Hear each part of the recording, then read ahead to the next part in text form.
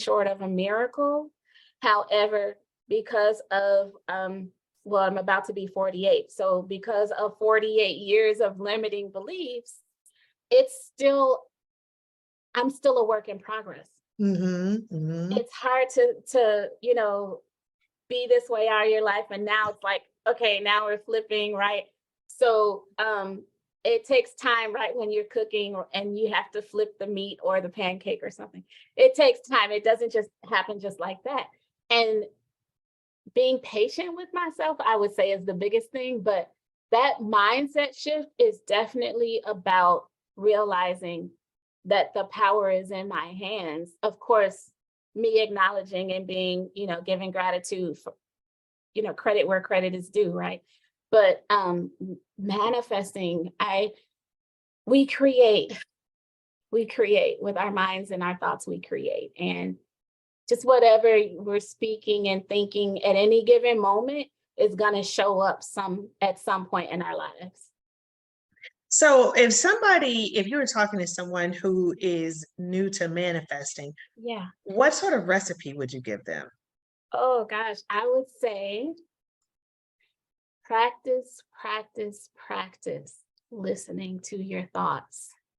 That's the biggest thing, because the easiest thing to do is to just manifest. We do it every day. We're manifesting unconsciously. We have been since we took a breath. So learn to get quiet and get still. All of these things are distractions, and they keep us from hearing what's being channeled.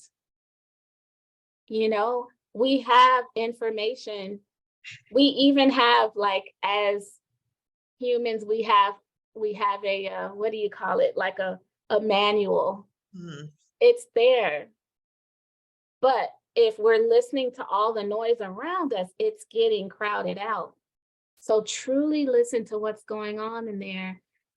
Listen to, or get the things out that are not supposed to be there. You know, pull away from electronics as often as possible. Start off with little exercises, you know, in the mornings, not picking it right up. Same thing at night, turning it off. But listening to and controlling your thoughts. When you hear some of the things you say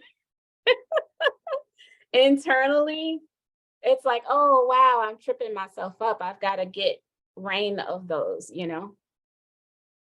So when we talk about manifesting and limiting beliefs, those things are all related. And I think that a lot of times limiting beliefs come from fear and lack of knowledge. What's something you've learned from your fears? Oh, my biggest fears had to do with financial, especially as a single mom and raising my boys by myself since about 2018.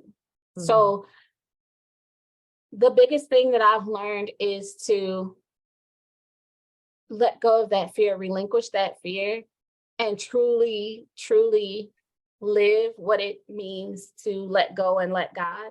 That's difficult, because it's like saying, okay, I need you to free fall backwards and trust me, right? We're conditioned to having jobs, having a 9-to-5, going to college so that we can get a good paying job, being educated in the best ways possible, even though those things don't always pan out. However, the truth of the matter is that, and this is one of my favorite affirmations, that God is the instant and everlasting source of my income. When I look at things from that view, from that perspective, Juanica, magic happens. I'm glad you said that, because it is truly spiritual. It's truly spiritual when you do that. And a lot of people say things that they don't even really understand that they're saying. But we have a manual.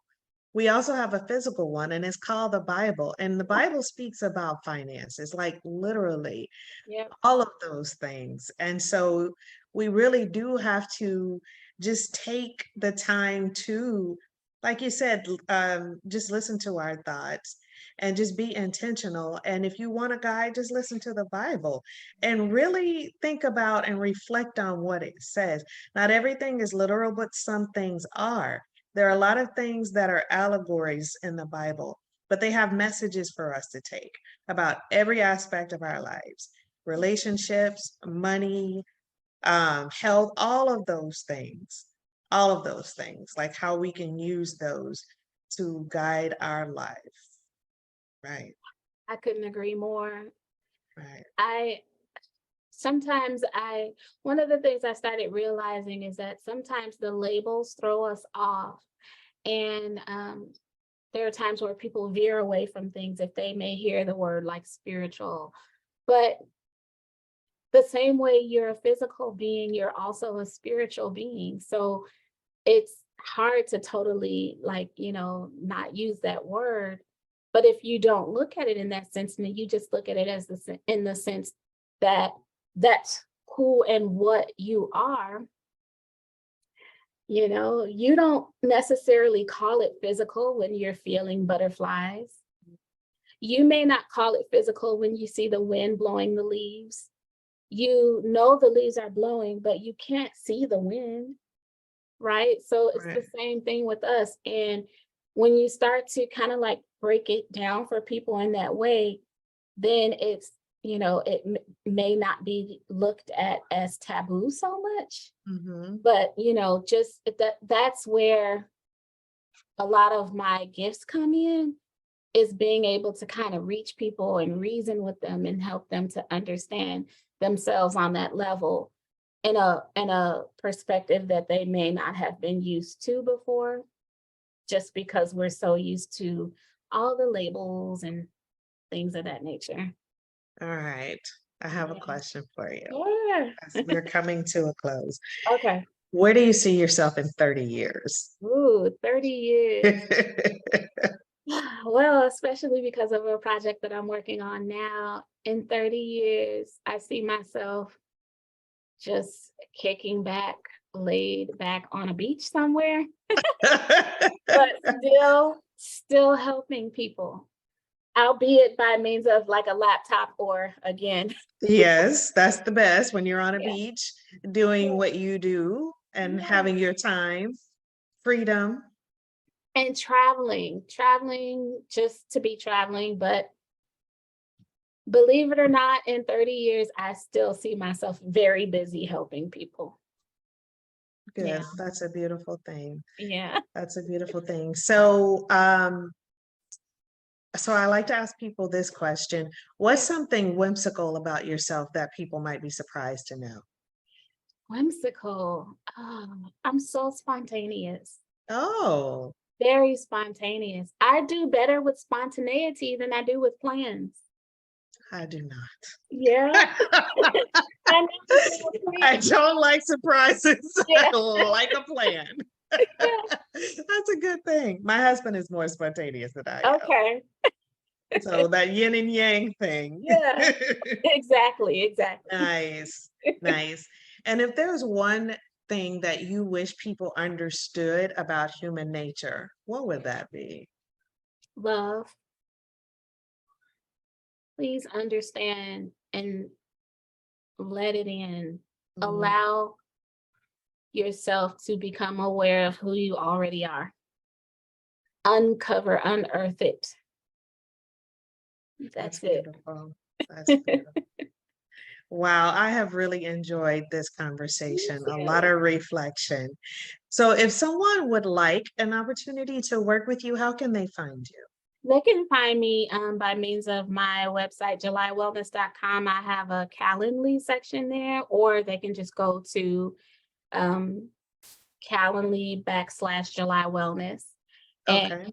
you know, I also, so Calendly doesn't allow for it, but my website, I can, once I talk and speak with people, if we make arrangements, I have something where you can do pay in for, and I can put it on the website.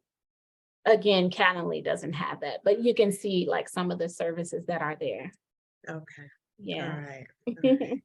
Well, I want to thank you again for being my guest today. It has certainly been a pleasure, and I look forward to talking to you again soon. Okay, thank you so much, Monica.